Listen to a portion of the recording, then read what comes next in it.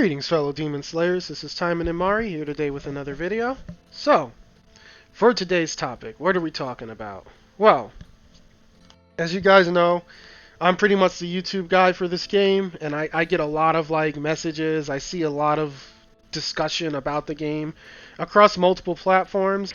So that means I get to see a lot of nonsense. So today I'm just gonna talk about things that I've seen that just make utterly no sense and they're overall hilarious. So it's basically just action timing and rumors for a good laugh. Now, this isn't to make anyone feel bad or feel stupid cuz it's just funny. It's not if you feel maybe you were the guy who said one of these and you're watching this video, it's not to clown you or anything like that. It's just some of the stuff is so good I have to share it. So, the first thing, one of my favorite ones, is dailies. So people seem to have this superstition, especially with the gold daily, that if you kill every single enemy on the map before killing the boss, you get more gold drops. That is false. I don't know where this came from, but that's not even a thing. For example, I just did a run with Shiranui before we actually started recording this video, or before I actually started recording this video. And I killed everything because I altered the room when the boss was up and every mob died, and then I had to kill the boss by itself. And this is all I got. I literally only got 5 drops, and it was these. That's it. 4 of them were 2 drops, and 1 of them was a 3 drop. I don't have any of these, as you can see here, because I sold all my gold ingots. So that was the run. I killed everything. I got all silvers. So yeah, I think that we can easily say that rumor's debunked. That's not a thing. And that applies to all dailies. Killing everything on the map before the boss doesn't give you more drops. In fact, when you kill the boss in a daily or in most maps, the enemies around the boss die with the boss and drop whatever they were going to drop anyway. So I don't know where this rumor came from, but yeah, it's a really funny one. On the subject of drops, we're going to come over to the event tab.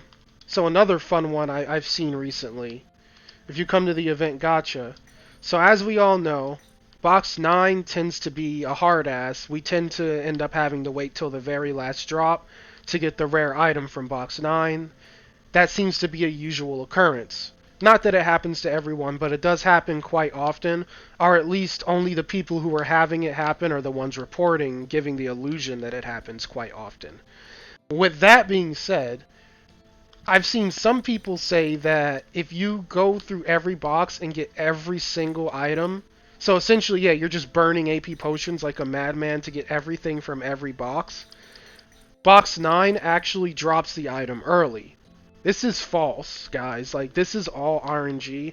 I can tell you now, I've done quite a number of events where I used every single AP pot I had to get everything in every single box, and box 9 still took to the last drop. I've also had events where I just rushed through and only got the rare items, and box 9, in those cases, sometimes dropped early and sometimes went to the last drop. So it's all RNG. There's no special method you can use to force the game to drop stuff. You don't go outside on a full moon while it's foggy out in a loincloth and start doing some sort of tribal dance to get the game to do stuff. It's all RNG. The game's going to do whatever it's programmed to do.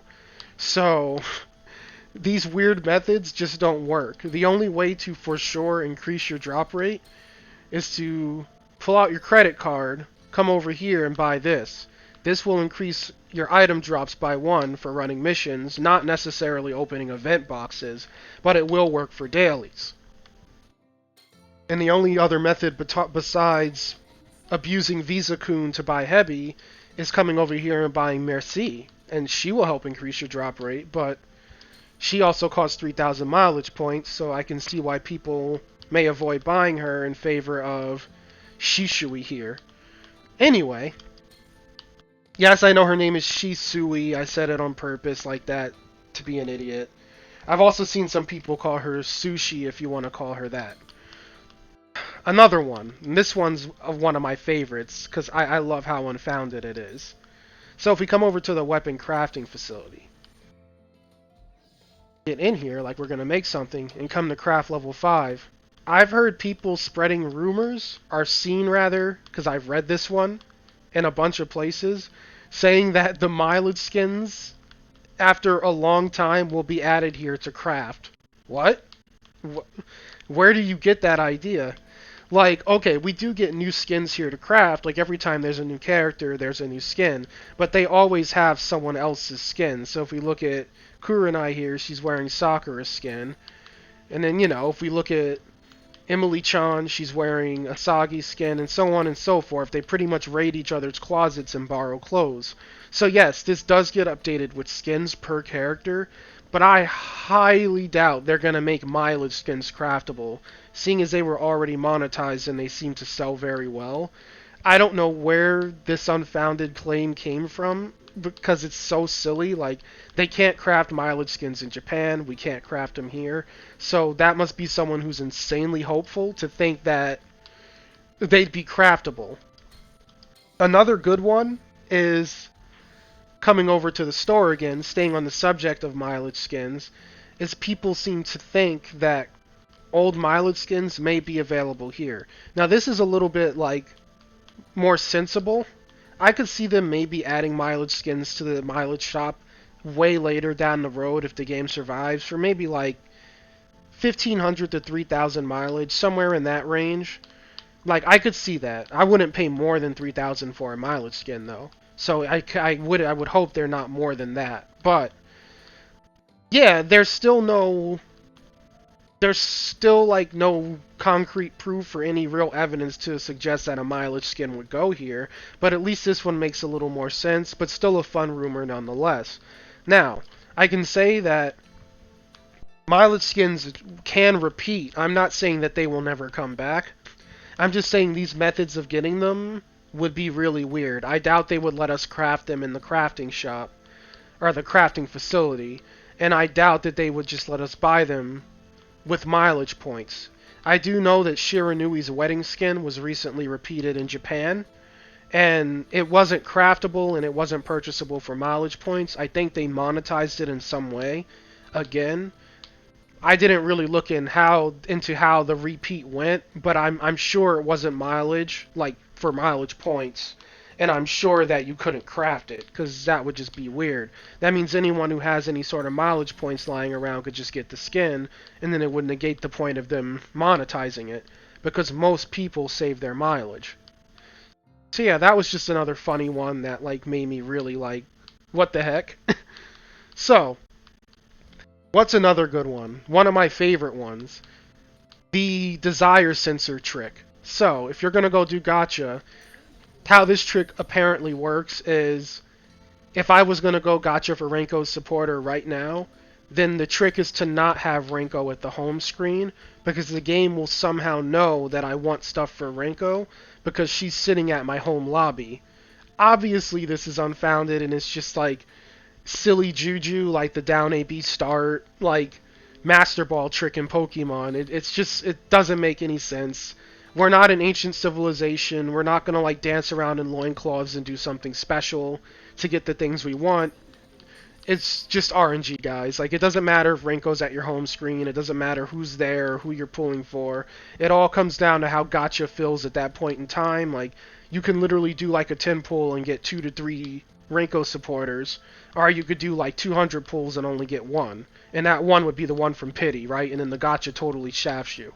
So I love this one because it's super fun to like do when I do gacha vids. Like, sometimes I'll like say I'm doing it. Like, I think I did it once or twice where like, oh, I want stuff for Shiranui, let's take her off the home screen.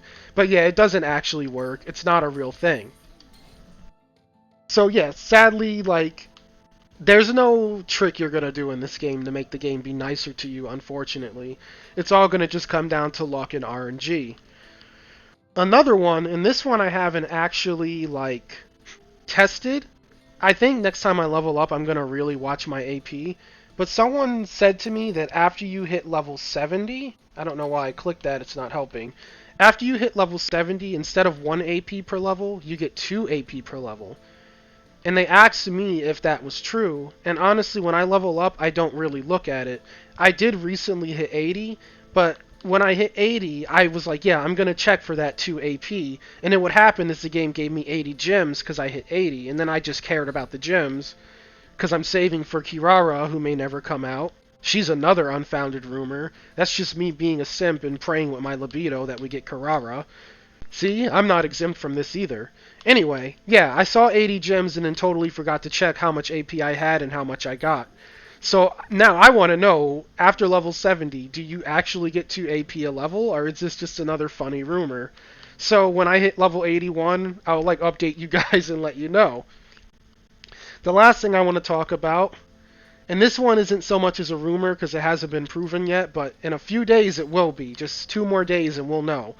Some people seem to be like so adamant that this gacha coin gives 10 pulls.